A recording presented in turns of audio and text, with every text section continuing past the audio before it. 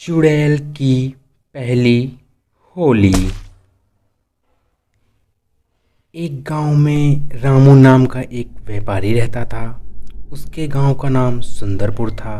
रामू के साथ उसका परिवार भी रहता था। उस परिवार में रामू की पत्नी और उसके 2 बच्चे रहा करते थे और ये होली का समय था। पापा, इस बार हमको भी अच्छे से होली खेलना है। हमारे लिए पिचकारी ला दीजिए ना। हाँ पापा, पिचकारी और रंग दोनों ही लाइएगा। इस गांव के सभी बच्चों को मैं रंग लगाऊंगी, मज़ा आएगा। हाँ बेटा, आज ही बाजार जाता हूँ और वहाँ से पिचकारी लाता हूँ तुम सबके लिए। तुम लोग खूब रंग खेलना। देखिए जी, अभी रात के 8 बज रहे हैं। अभी मत जाइए, कल जाइएगा। अभी गांव में बहुत अंधेरा है, मुझे डर लग रहा है। नहीं पापा, हमको आज ही चाहिए, आज ही लाकर दीजिए ना। ठीक है बेटा, तुम लोग टेंशन न लो, मैं अभी जाता हूँ और पिचकारी लेकर आता हूँ। तुम सब खूब होली खेलना। ऐसा कह के रामू सुनसान सड़कों पर घर से बाहर पिचकारी लेने के लिए निकल पड़ता है।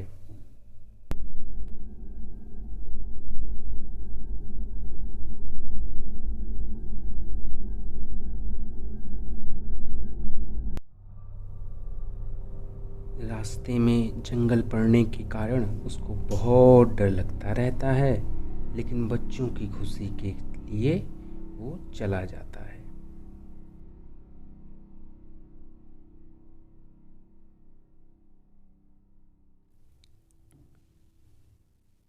रास्ते में एक चौराहे पर एक पिचकारी पड़ी रहती है।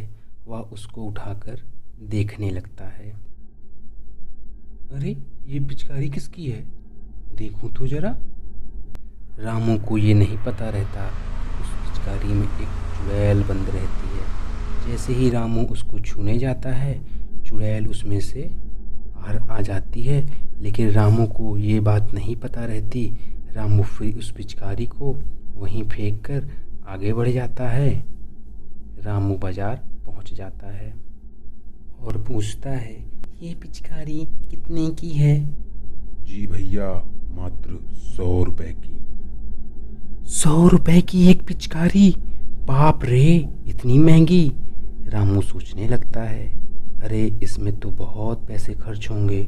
मुझे तो 2 पिचकारी खरीदनी है और रंग भी। आज तो 500 रुपये खर्च होंगे, लेकिन मेरे परिवार की खुशी के आगे 500 रुपये की क्या मिसाल। खरीद ही लेता हूँ। देकर खरीद लेता है।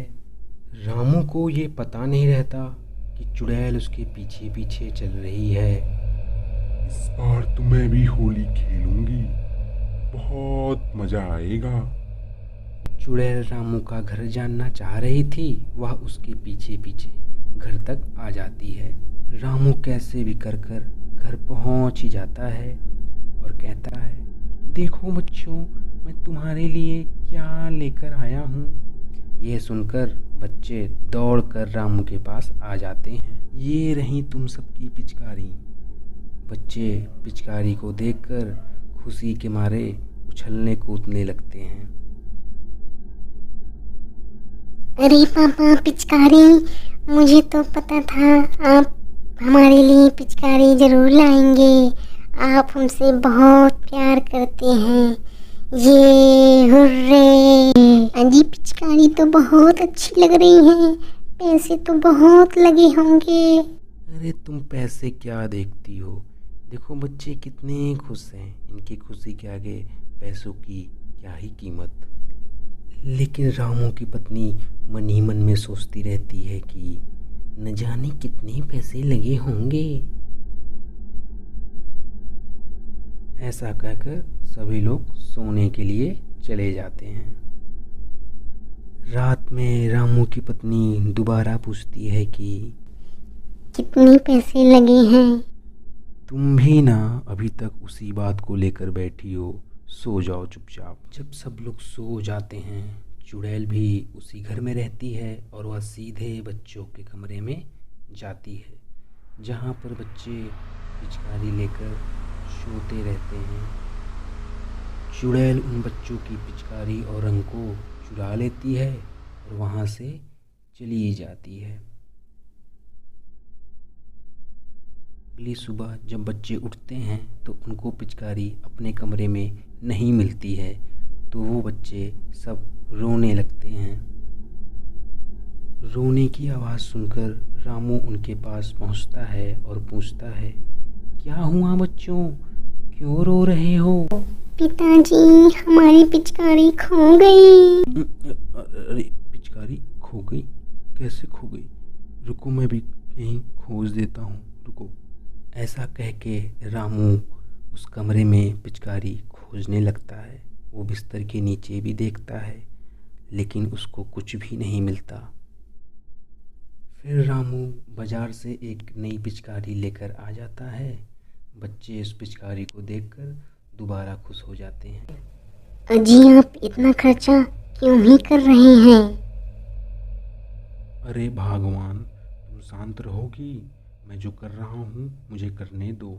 रात होते ही चुड़ैल फिर से वापस आती है और उस पिचकारी और रंग को चुराकर वापस ले जाती है। अगले दिन सुबह पिचकारी ना मिलने की वजह से बच्चे वापस से रोने लगते हैं।